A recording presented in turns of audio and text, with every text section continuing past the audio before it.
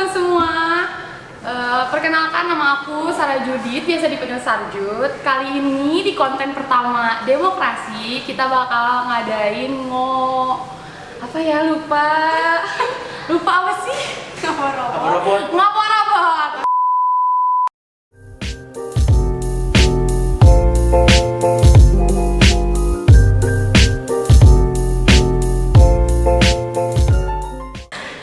Di konten pertama kita ngobrol berbobot. Sekarang kita udah sama bendahara umum dan sekretaris umum nih, ya alias topman gitu ya, orang-orang terpilih gitu. Nah, coba dari Teteh Sekum gitu ya, perkenalkan dirinya. Halo semuanya. Halo semuanya, kenalin. Nama aku Eva Istia. Aku di sini sebagai sekretaris umum 1 dari Demokrasi. Iya. Angkatan berapa Teteh? Angkatan 2019. Oh, angkatan 2019 guys, boleh. Oh ya, Instagramnya apa tuh Teteh? Biar nanti anak-anak teh di rumah teh pada nge-follow gitu ya guys ya. Eva Istia. Iya, boleh nanti di-follow ya. Boleh Teteh bendung gitu, perkenalkan dirinya. Halo semua, kenalin, nama aku Rasika Syahwa. Di sini aku sebagai bendahara umum dari angkatan 18. Angkatan 18. IG-nya apa Teteh? Rasipa Syahla. Iya, boleh nanti Kang Edit tolong diedit ya di bawah sini ID Instagramnya biar lumayan ya followers bertambah gitu ya. Boleh.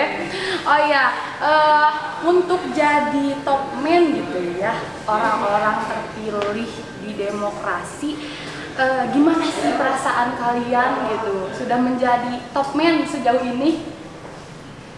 Seneng sih, merasa terhormat dipilih sebagai topman di Demokrasi. Berharap bisa membawa perubahan yang lebih baik buat Demokrasi ke depannya. Kalau dari Teteh Eva nih, Awalnya sih seneng gitu ya. Awalnya seneng. Wow, Tapi awalnya makin kesini kok berat.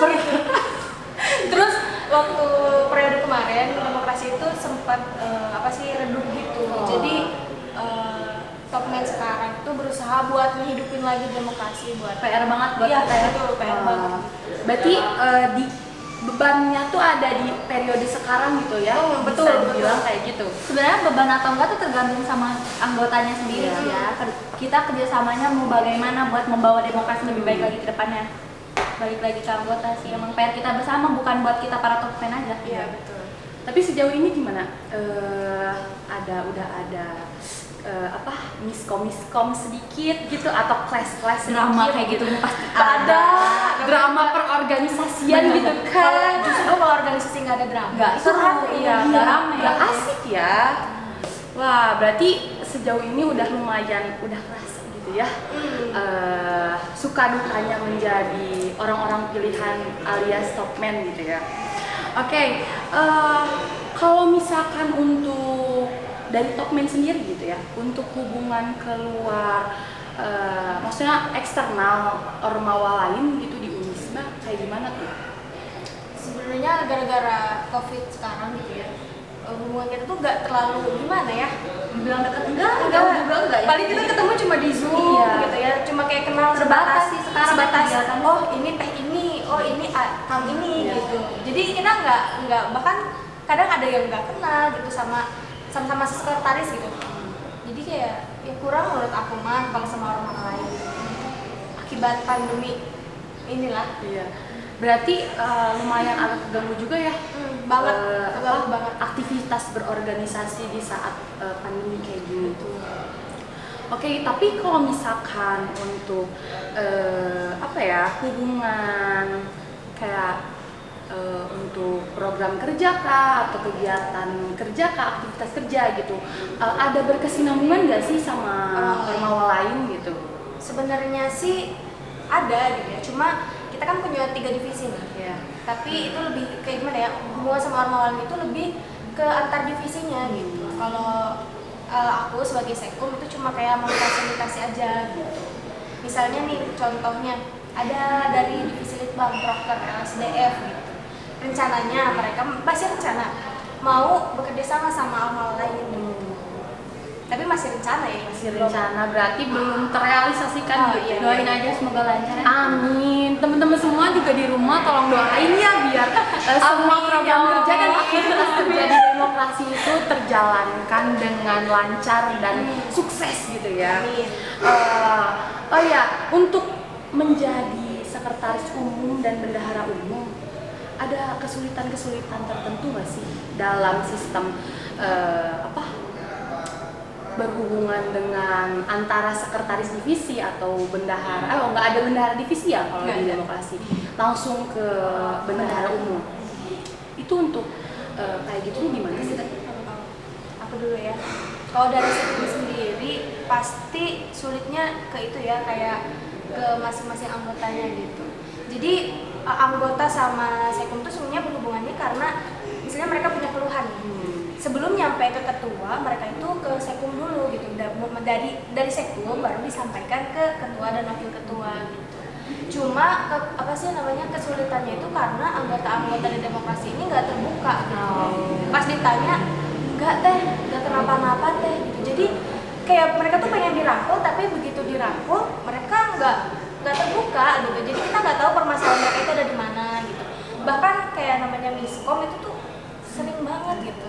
Jadi mendem-mendem cantik gitu Iya, ya. jadinya malah mendem, terus kayak jadinya berpengaruh sama dia cara berorganisasi dia gitu di demokrasi gitu. Berarti harus ditekankan juga ketika berorganisasi harus adanya profesionalitas gitu ya. Nah, itu dia betul. Masalah pribadi dan masalah organisasi Harus dibedakan. Iya. Betul banget.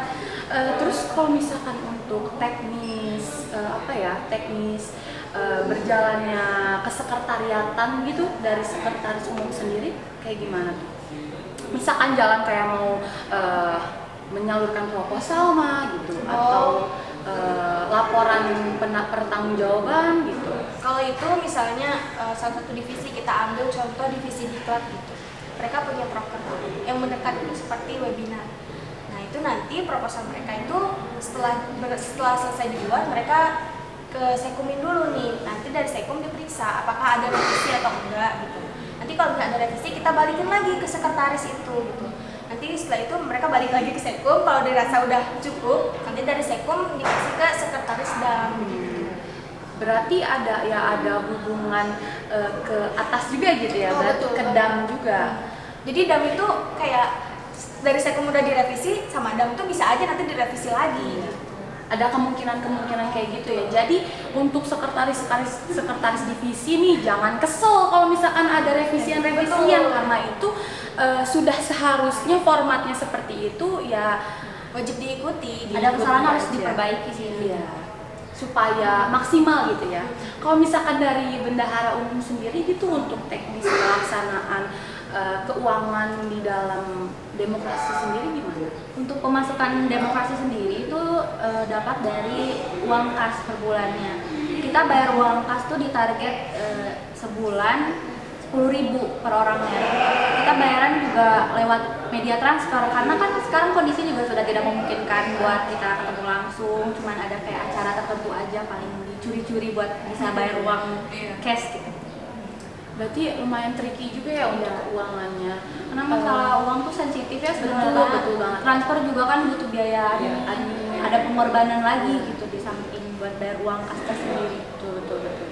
Terus untuk ada sanksi-sanksi khusus nggak sih kalau misalkan ada anggota demokrasi yang telat bayar uang kas Oh ya, pasti. atau tidak mengkomunikasikan dia, maksudnya kalau misalkan ada yang belum punya uang gitu kan, sebenarnya kan harus dikomunikasikan kan yang seperti itu. Sebenarnya buat kendala biaya sendiri kita tuh nggak dalam satu hari pengumpulan uang kas itu tuh dikasih deadline 5 hari dari tanggal 15 sampai tanggal 20. Itu menurut aku cukup lah ya buat teman-teman sekalian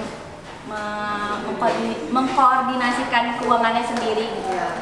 Buat punishment sendiri ya pasti ada, buat menghargai orang teman-teman kita yang on time bayar itu ada dikenakan denda sih. Nggak besar kok. Kalau nggak mau kena denda, makanya harus bayarnya tepat waktu ya. Berarti itu ada unsur kedisiplinan juga Iya, ya di ada. situ. Ada bentuk buat memberikan efek jerah, maksudnya kayak kita memberi apresiasi untuk teman-teman sendiri yang udah on time gitu. Iya. Bagus. Untuk berarti untuk sistem dan teknis keuangan sendiri udah aman gitu ya. Oke. Kalau misalkan dari kalian nih, ada nggak sih kayak harapan untuk demokrasi ke depannya gitu? Dan ya pesan atau tolong ya nanti para anggota jangan telat bayar uang kas gitu. Itu satu ya emang udah ranah aku. Kalau buat luasnya buat teman-teman semuanya anggota demokrasi, mungkin hal kecil ya untuk buat merespon orang yang ada keluar di grup gitu, tapi itu bisa menyatukan kita semua gitu. Betul banget. Karena kalau nggak dari situ, dari mana lagi kita dalam keadaan kayak gini? Diharapkan teman-teman punya kesadaran sendiri dan punya rasa tanggung jawab gitu sebagai anggota demokrasi. Hal kecil tapi itu berpengaruh besar kalau buat aku. Berarti dari keluar di grup gitu ya? Karena di grup sendiri tuh bukan kayak kita ngomongin hal receh yang gak penting gitu. Kadang tuh ada pengumuman yang harus dibaca, pengumuman yang kita butuh ngelis anggota untuk ini, untuk itu kan semuanya sekarang berjalannya di grup gitu. Grup tuh emang udah ranah, maksudnya bukan ranah apa ya, mobilitas kita tuh sekarang di grup gitu. Berarti harus ada ketersediaan di dalam diri kita sendiri gitu ya untuk aktif. Kesadaran itu emang penting sih, butuh banget. Karena kan mungkin kalau misalkan dia jarang keluar di grup, jarang ngabarin kayak gimana gitu, ya kita nggak tahu anggota ini kayak kasihan juga gitu. sekretaris kalau harus nge-PC-in satu-satu, belum nge-tagging PR banget ya. PR banget. Maksudnya sekretaris aja udah mengemban beban yang cukup berat gitu, ditambah anggota-anggota yang kayak gini kan malah jadi menambah beban kita tersendiri gitu. Tugasnya jadi nambah ya. Kalau untuk di sekretaris sendiri gitu? Kalau dari sekretaris itu kan kita bertugas selain kayak ngurus keadministrasian gitu, kita bertugas untuk bikin jarkom ya. Misalnya, Assalamualaikum, ada pengumuman nih buat besok informasi-informasi gitu. Nah, aku tuh berharap banget buat teman-teman semua tuh keluar kayak oke teh, siap teh, atau gimana gitu. Tapi kadang ada yang ngewarok, ada yang nge-reply gitu dari jarkom aku, tapi mereka protes gitu. Protesnya tuh kayak gimana sih teh? Boleh di spill dikit lah, jangan terlalu banyak, sedikit aja. Jadi kayak misalnya kita buat nih, ini tuh kepepet banget gitu. Kepepet, terus apa sih namanya tuh emang urgent banget gitu buat dilaksanakan kegiatan ini. Terus ada yang protes, teh kenapa harus gini, kenapa harus hari ini, kenapa nggak bilang-bilang dulu gitu. Padahal kita tuh udah berusaha semaksimal mungkin untuk kayak gimana ya, untuk kayak menyesuaikan jadwal kita gitu loh. Emang namanya awal periode ya, semuanya tuh kayak diulang dari awal gitu, jadi semuanya harus ditata dari awal gitu, jadi kayak adaptasi lah ya, kaget gitu. Balik lagi kita sih ngebagi-bagi waktunya, karena setiap dia. orang juga punya kesibukan tersendiri kan, cuman kita juga di demokrasi kan mengembang tanggung jawab, terus ya profesionalnya dibutuhkan sih di demokrasi. Ya berarti harus ada manajemen diri gitu ya, dan manajemen waktunya harus diperhatikan. Terus ada lagi nih, kalau misalnya kita ada kegiatan nih, contoh kita ada kegiatan bukber gitu. Mereka tuh, kita kan suruh list gitu, tapi mereka nggak ngelis kan. Atau kalau misalnya mereka nggak bisa datang, setidaknya mereka tuh ngechat gitu, konfirmasi ke sekretaris gitu. Ini mah nggak ada konfirmasi, nggak ada apa sih namanya, nggak ngelis, itu jadi kayak bingung sendiri gitu. Mereka tuh minta dirangkul, tapi mereka juga nggak nunjukin respon, nggak ada kabar gitu ya, kabarnya responnya kurang baik kalau menurut aku sendiri ya. Maaf. Berarti nih teman-teman di rumah, tolong ya kalau misalkan Sekum dan Bendum ada informasi-informasi tertentu yang penting gitu ya, tolong untuk sekiranya direspon gitu. Pakai stiker juga nggak apa-apa. Itu bentuk apresiasi kita terhadap tugas-tugas mereka sebagai top man gitu, yang sudah seharusnya merangkul kita. Kitanya juga harus bersedia untuk dirangkul gitu kan. Wah, emang berat ya jadi top man. Ini jadi kontennya curhatan isi hati top man ya. Aku paling gedek lagi ada kayak gini nih. Misalnya kita kan udah tiap malam kita teleponan sampai jam 1 sampai jam 12 kayak ngebahas ini nih divisi ini ada keluhan ini, divisi ini orang ini ada punya keluhan ini, kita bahas sampai malam gitu. Terus ada yang nanya kayak gini, emang top man kerjanya apa? Katanya kayak gitu. Wow, kayak speechless banget. Tidak tanya lagi tidur. Krining. Kalau ada apa? Ini dibahas gitu kan. Ada masalah atau apa itu kan pasti langsung dihandle sama kita semua. Berarti emang komunikasi di dalam top man sendiri udah baik ya? Alhamdulillahnya sih baik, tapi ya kadang sangat baik malah kadang terlalu rutin ya. kayak kita tuh gak ada space buat kalau kamu diri lihat sendiri gitu. di lomba panggilan aku ya, aktifnya di demokrasi itu namanya ketua itu kayak menuhin banget lo panggilan. Wow, ini nih ketum sama waketum harus dinotis nih ya. tolong ya video nextnya Nextnya Tolong nih waketum dan waketum ya diperhatikan untuk kesejahteraan topmennya sendiri. kesejahteraan topmen sendiri. Oke deh, paling kayak gitu aja ya untuk pembahasan topmen sendiri. Mungkin ada sesuatu hal lagi yang ingin disampaikan gitu. Paling udah sih itu aja, terlebihnya semangat buat kalian semua, pintar-pintar bagi waktu karena emang kuliah juga itu penting. Tapi bukan berarti kalian sudah memprioritaskan memprioritaskan kuliah jadi abai sama demokrasi sendiri. Dari TF. ya kalau aku juga sih kurang lebih kayak gitu ya. Kalau misalnya ada kegiatan terus jangan beralasan kayak aku kuliah, aku punya tugas. Hey. Bukan kalian doang yang punya tugas. Ya juga, Saya juga. apalagi kita satu angkatan. Betul. Apalagi aku udah mau nyusun skripsi. Tolong pengertiannya. Tolong ya. Tolong jangan pakai alasan klise kayak gitu, please ini mah. Kuliah tapi ternyata malamnya update. Aduh. Aduh, update-nya bucin. Udah. Gak boleh jadi konten gibah gitu. Gak boleh. Oke, makasih banyak untuk Sekum dan Bendum atas partisipasi membuat konten YouTube kita ini gitu Perdana ya, segmen pertama gitu. Mungkin barangkali dicukupkan aja segitu. Untuk kalian semua jangan lupa semangat berorganisasi, jangan lupa juga untuk ingat prioritas utama kita sebagai mahasiswa. Betul. Dan tetap semangat, demokrasi bangkit. Bangkit. Bye.